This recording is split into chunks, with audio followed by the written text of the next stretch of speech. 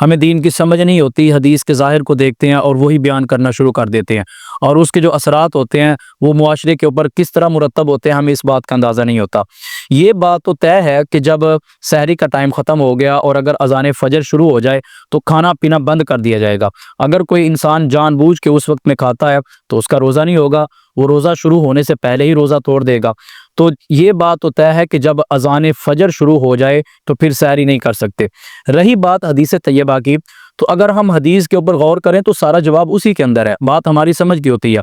वो हदीस है कि सरकार ने फरमाया जब अज़ान शुरू हो जाए, गौर व फिक्र करें कि उसमें अज़ान फ़जर की बात नहीं कि अज़ान फ़जर शुरू हो जाए तो है।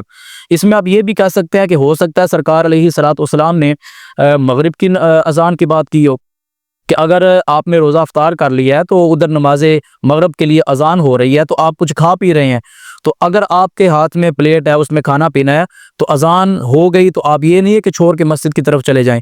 ये भी मकसद हो सकता है कि आप पेट भरें, आप खाएं और फिर नमाज के लिए जाएं। यानी कि ये अज़ान फ़जर के बारे में वाज़ेह नहीं है। जी बिल्कुल। और दूसरी बात ये है कि ये अज़ान फ़जर के बारे में वाज़ेह नहीं है। अगर आप सरकार अलैहिस्सलातु वस्सलाम की ज़िंदगी को देखें तो हुज़ूर की ज़िंदगी में 2 अज़ानें होती थी।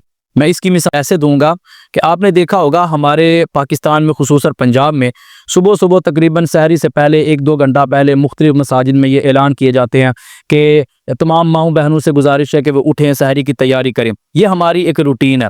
सरकार के ज़माना में लोगों को उठाने के लिए अज़ान दी जाती थी, और वो अज़ान नमाज के लिए नहीं होती थी बल्कि वो अज़ान लोगों को जगाने के लिए होती थी।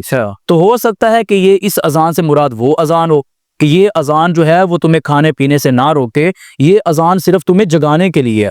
तो इसका मतलब ये भी अज़ान हो। बेहतर ये है कि हम एहतियात ही करें, क्योंकि सारे दिन का रोज़ा हम एक छोटी सी गलती की वजह से ज़ाया भी कर सकते हैं। जी, वो तो बिल्कुल, वो तो ज़रूरी है कि अगर हम अज़ान हो तो अगर हम खा रहे हैं तो हमारा रोज़ा नहीं होगा। इसलिए इससे पहले पहले अपनी सहरी को ख़त्म कर देना चाहिए।